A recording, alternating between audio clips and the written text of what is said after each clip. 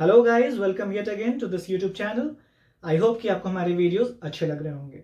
चलिए, तो आज हम इस वीडियो में जो पढ़ने वाले हैं वो है क्लास 9th बायोलॉजी का दूसरा चैप्टर जो कि है टिश्यूज।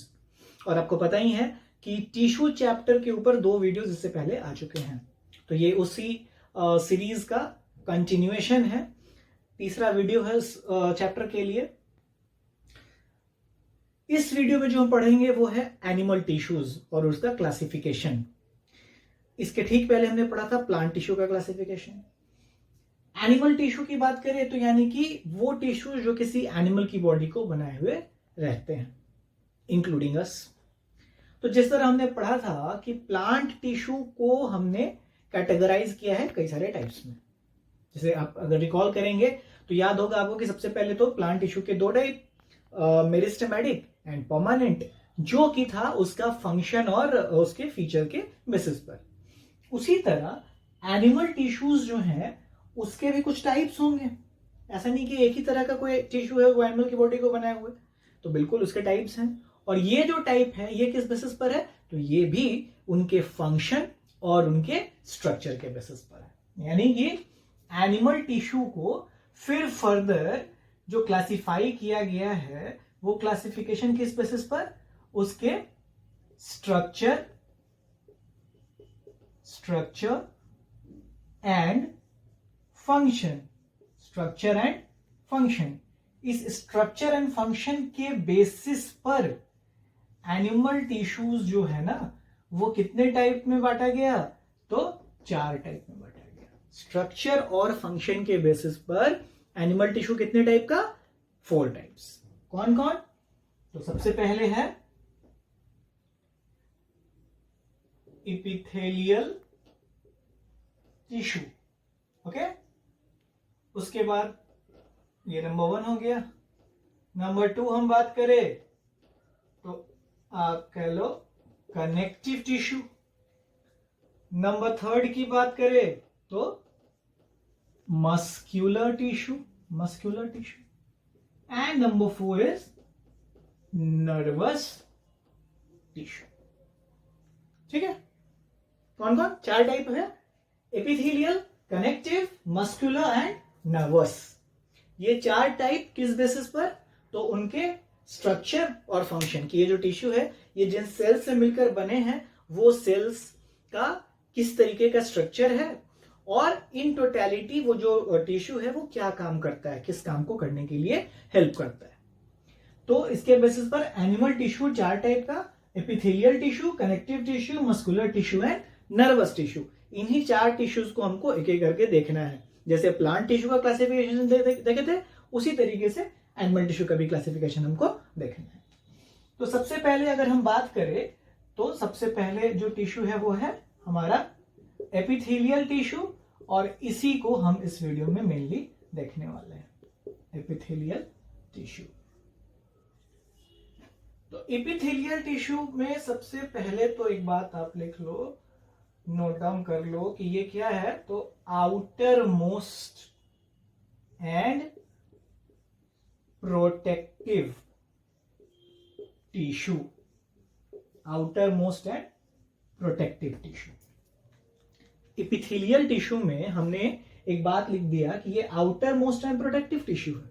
मतलब कि एनिमल की बॉडी का कोई भी पार्ट हो, वो एक्सटर्नल पार्ट हो या फिर अंदर में कोई ऑर्गन का पार्ट हो, तो उसकी उस गिवन पार्ट में पहला कोटिंग जिस टिश्यू का होगा ना वो यही एपिथेलियल टिश्यू का ही होगा। यानी कि आउटर मोस्ट कवरिंग, अगर ये कोई बॉडी पार्ट है तो इसके ऊपर का जो पूरा कवरिंग है, सबसे पहला कवरिंग जो चढ़ा होगा, जो परत होगा, वो जिस टिश्यू का होगा वो कौन होगा, एपिथेलियल टिश्यू होगा।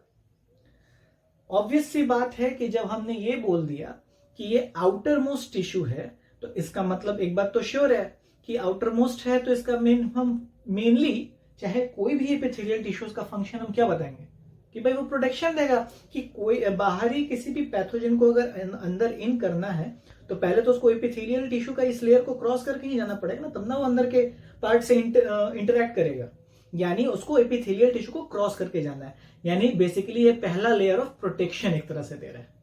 यानी ये सबसे पहला आउटर मोस्ट कोटिंग है, तो कोई भी चीज को इसको क्रॉस करके ही जाना है अंदर, यानी कि भीतर की चीजों को ये क्या कर रहा है, प्रोटेक्ट कर रहा है। तो ये आउटर मोस्ट टिश्यू है और प्रोटेक्टिव टिश्यू है, प्रोटेक्शन देने वाला टिश्यू।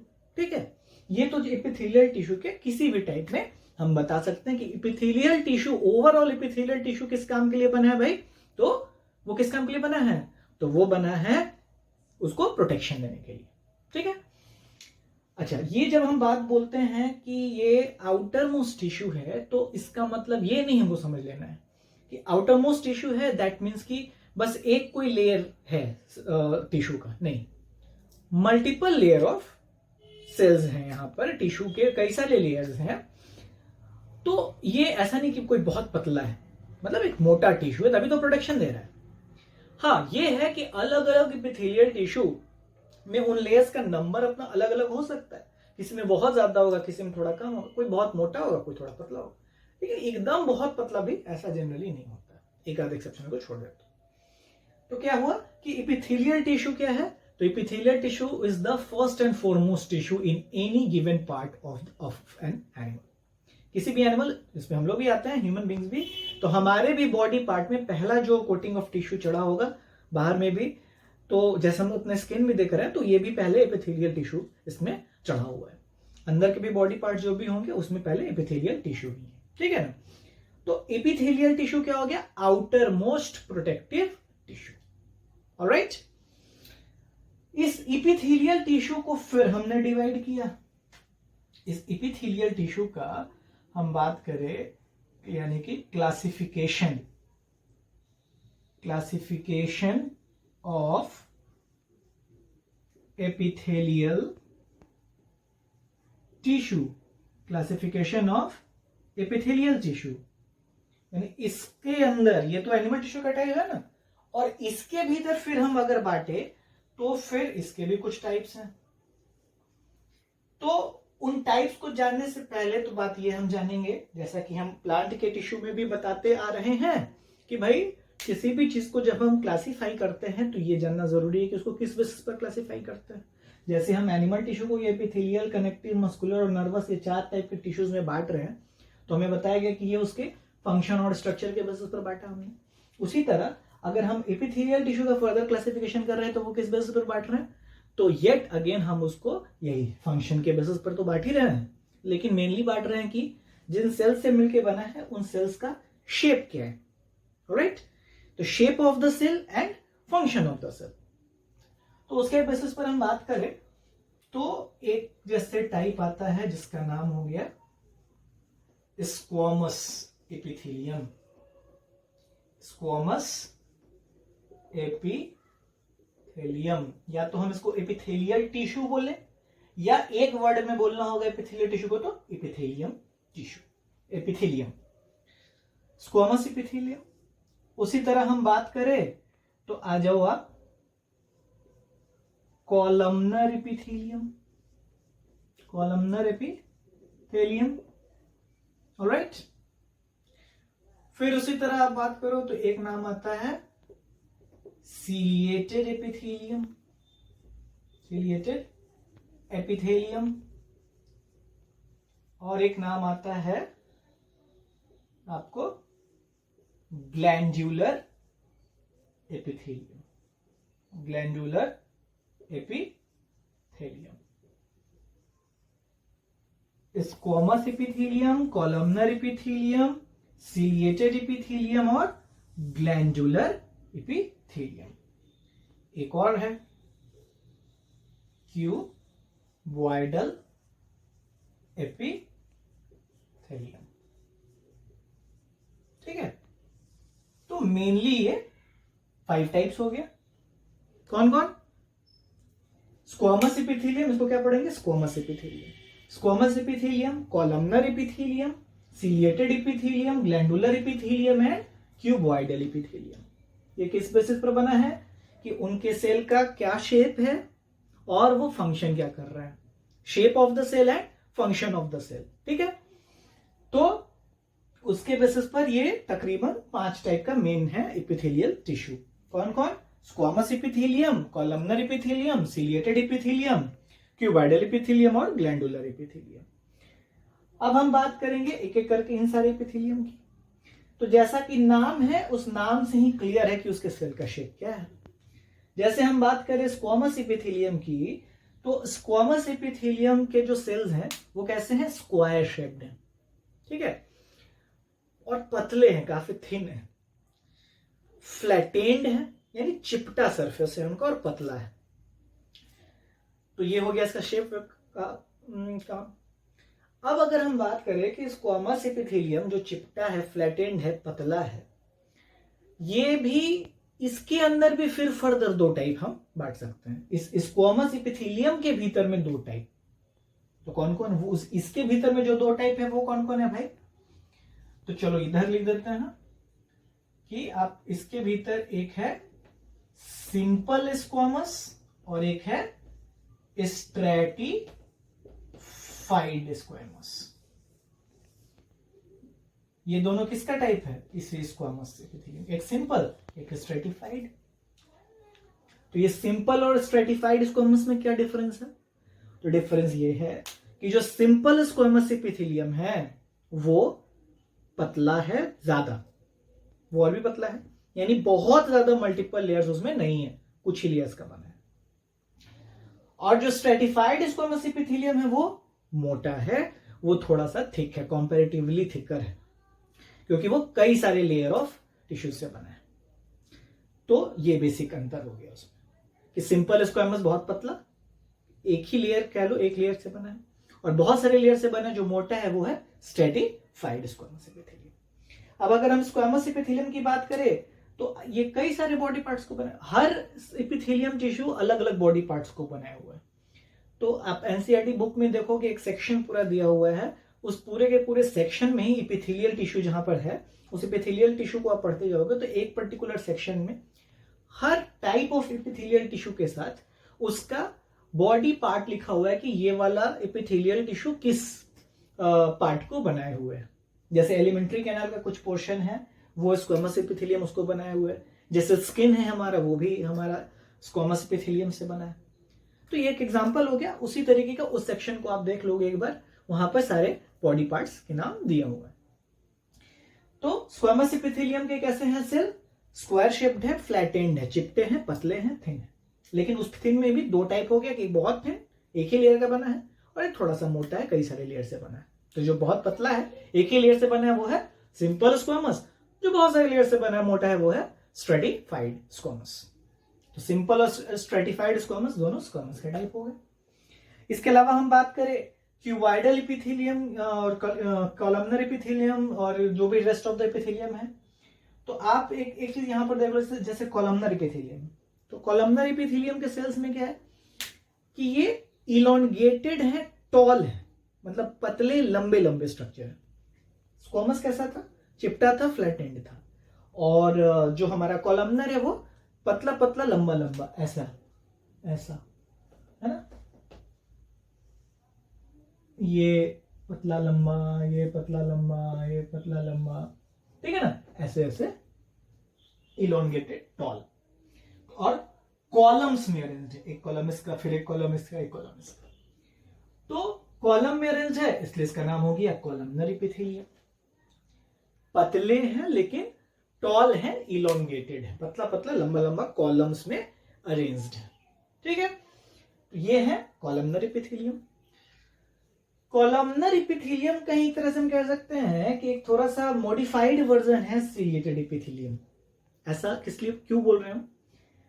क्योंकि कॉलमनर एपिथेलियम के जैसा ही पतला पतला इलोंगेटेड, मतलब कि कॉलम्स में अरेंज है, लंबा लंबा उसका सेल सब, लेकिन उन सेल्स में छोटा छोटा हेयर लाइक प्रोजेक्शन निकला हुआ है, मतलब सीलिया निकला हुआ है। मतलब जैसे यहां पर बताया गया था ना कि ये ऐसा एक पतला सेल, फिर एक पतला सेल, फिर एक पतला सा लंबा सा सेल कॉलम में अरेंज्ड, वैसा ही है, बस इसमें क्या है, इस तरीके के छोटे छोटे हेयर लाइक प्रोजेक्शंस, ऐसे हेयर लाइक प्रोजेक्शन, छोटा छोटा धागे की तरह जैसा स्ट्रक्चर निकला हुआ है, छोटा छोटा, जिसको हम सीलिया बोलते हैं। और चूंकि उसमें सीलिया है इसलिए उसका नाम क्या हो जाएगा? Ciliated epithelium. सीलिया है इसलिए सीलिएटेड एपिथेलियम। लेकिन अरेंजमेंट कैसा है? कॉलमनर एपिथेलियम की ही तरह है, ठीक है ना। तो अब जैसे सिलेटेड एपिथेलियम की बात करें तो ये मोस्टली जैसे आपको जैसे रेस्पिरेटरी ट्रैक्ट में देखने को मिलता है। तो वो पर्टिकुलर सेक्शन जो मैंने बताया एनसीईआरटी में, वो आपको एक बार पलट के देख लेना है कि कौन सा एपिथेलियम कौन से बॉडी पार्ट को बनाया हुआ। स्क्वामस एपिथेलियम हो गया, कॉलमनर एपिथेलियम हो गया, सिलेटेड एपिथेलियम हो गया। क्यूबॉइडल की बात करें तो नाम से क्लियर है कि क्यूब शेप्ड है, यानी इसके जो सेल हैं वो कैसे हैं भाई, तो कुछ इस तरीके के सेल्स हैं, है ना, ये क्यूब के जैसा। तो ऐसा ऐसा सेल का अरेंजमेंट है, यानी कि क्यूब के शेप का है, तो उसका नाम हो गया क्यूबॉइडल एपिथेलियम। तो जैसा कि बताया ही गया है कि ये एपिथेलियम टिश्यू का क्लासिफिकेशन ही इस बात के ऊपर किया गया है कि उसके सेल का शेप क्या है और वो क्या फंक्शन कर रहा है ना। तो स्क्वामस हो गया, कॉलमनर, सिलिएटेड, क्यूबॉइडल। इधर हम ग्लैंडुलर एपिथेलियम की बात करें तो उसके सेल का कोई फिक्स शेप ऐसा नहीं बताया जा रहा है कि पतला है, लंबा है, फ्लैटेंड है, क्यूब के जैसा है, कैसा है, नहीं। क्योंकि ये नाम से क्लियर है कि ग्लैंडुलर एपिथेलियम किस पोर्शन को बनाया है, तो जो भी ग्लैंड्स है ना बॉडी में, जितने भी ग्लैंड्स हो गए, स्वेट ग्लैंड्स हो गए, कोई सैलिवरी ग्लैंड हो गया, जो भी ग्लैंड्स, तो ग्लैंड के ऊपर का जो कोटिंग ऑफ एपिथेलियम, क्योंकि हमने शुरू में बोला है कि एपिथेलियल टिश्यू तो हर पार्ट का के ऊपर पहला कोटिंग तो एपिथेलियल टिश्यू का ही है। तो किसी भी ग्लैंड के ऊपर का कोटिंग जिस टिश्यू का है ना, वो है ग्लैंडुलर एपिथेलियम। अब उस ग्लैंड का जैसा शेप है ना, उसी तरीके से ओवरऑल उन टिश्यू के सेल्स का शेप मॉडिफाइड है, इसलिए इसमें कोई एक पर्टिकुलर हम शेप की बात नहीं कर रहे हैं। तो जितने भी ग्लैंड्स ऑफ द बॉडी हैं, वहां पर जो एपिथेलियम है वो ग्लैंडुलर एपिथेलियम से बना है। तो ओवरऑल डिस्क्रिप्शन में क्या क्या रहा बात, एक बार रिकॉल कर ले कि एनिमल टिश्यूज 4 टाइप के, epithelial tissue, connective tissue, muscular tissue and nervous tissue. Epithelial tissue पहला outer most layer of tissue, बाहर अंदर हर पार्ट में फर्स्ट कोटिंग ऑफ टिश्यू जो है वो है एपिथेलियल टिश्यू का ही, जिसको हम एपिथेलियल टिश्यू बोले या फिर एपिथेलियम बोल सकते हैं एक वर्ड में। ये एपिथेलियम टिश्यू जो कि आउटर मोस्ट टिश्यू है, तो यानी एक तरह से ओवरऑल इसका काम क्या है, प्रोटेक्शन देना टू द अंडरलाइंग टिश्यूज और पार्ट्स ऑफ द बॉडी, यानी भीतर के पार्ट्स को प्रोटेक्शन दे रहा है। इस एपिथेलियम टिश्यू का फिर फर्दर टाइप हो गया depending on the shape of the cell and function. तो वो कौन कौन, तो squamous epithelium, columnar epithelium, ciliated epithelium, glandular epithelium and cuboidal epithelium. नाम से ही सब क्लियर है कि भाई स्क्वामस एपिथेलियम स्क्वायर शेप्ड है, फ्लैटेंड है और थिन है, पतला चिपटा सरफेस है। उसमें भी जो बहुत पतला है वो सिंपल स्क्वामस, जो थोड़ा मोटा है वो स्ट्रेटिफाइड स्क्वामस, उसके 2 टाइप। फिर बात कर रहे हैं अगर कॉलमनर एपिथेलियम की, तो इलोंगेटेड सेल्स हैं, टॉल शेप्ड हैं और कॉलम्स में अरेंज्ड है। उसी तरीके का अरेंजमेंट हो, लेकिन साथ में उन टॉल सेल्स में छोटा छोटा हेयर लाइक प्रोजेक्शंस निकला हो, जिसको सीलिया बोलते हैं, तो उसको बोलेंगे सिलिएटेड एपिथेलियम। ग्लैंड जितने भी बॉडी में उनके ऊपर का कोटिंग जिस एपिथेलियम टिश्यू का है वो ग्लैंडुलर एपिथेलियम, और क्यूब के शेप का जिसमें जो सेल सब है वो है क्यूबॉइडल एपिथेलियम, ठीक है।